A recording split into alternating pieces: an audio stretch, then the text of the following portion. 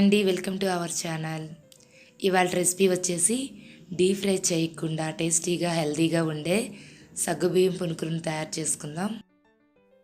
ముందుగా 1 కప్పు సగ్గుబియ్యాన్ని తీసుకొని వాటర్తో కడుక్కోవాలి. వాటర్ని వంపేసుకున్న తర్వాత 1 కప్పు పెరుగుని వేసుకొని 2 గంటల పాటు నానబెట్టుకోవాలి. నానబెట్టిన సగ్గుబియ్యాన్ని ఒకసారి కలుపుకొని ఇందులో 1 కప్పు క్యారెట్ తురుము, సన్నగా కట్ చేసుకున్న పచ్చిమిరపకాయలు 2, సన్నగా కట్ చేసుకున్న మీడియం సైజు ఉల్లిపాయ 1,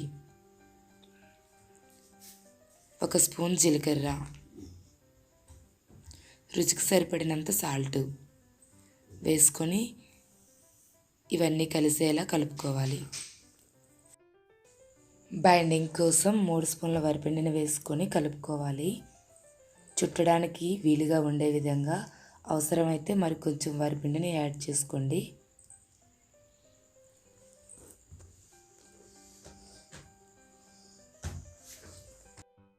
స్టవ్ వెలిగించుకొని గుంట పొంగనాల పెనాన్ని పెట్టుకొని అన్ని గుంటలలోనూ కొద్దిగా ఆయిల్ వేసుకోవాలి.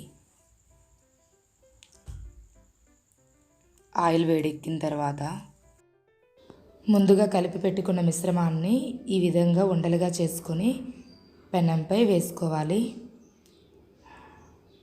మీడియం ఫ్లేమ్లో మూత పెట్టుకుని 2-3 నిమిషాల పాటు కుక్ చేసుకోవాలి. తర్వాత మూత తీసుకొని ఒక చిన్న స్టిక్ సహాయంతో వీటిని తిరగవేసుకోవాలి. అన్నింటినీ ఇలా తిరగవేసుకున్న తర్వాత పైన కొద్దిగా ఆయిల్ వేసుకొని మరో 2-3 నిమిషాల పాటు కుక్ చేసుకోవాలి.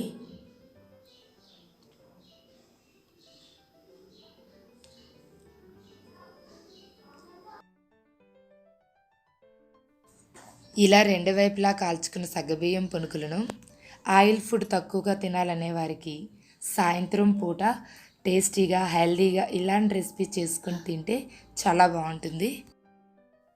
ఈ సగ్గుబియ్యం పునుకుల రెసిపీ మీకు నచ్చినట్లయితే లైక్ చేయండి, మీ ఫ్రెండ్స్కి రిలేటివ్స్కి షేర్ చేయండి. ఈ రెసిపీని ఒకసారి ట్రై చేసి ఎలా వచ్చిందో కామెంట్ చేయండి. Thanks for watching.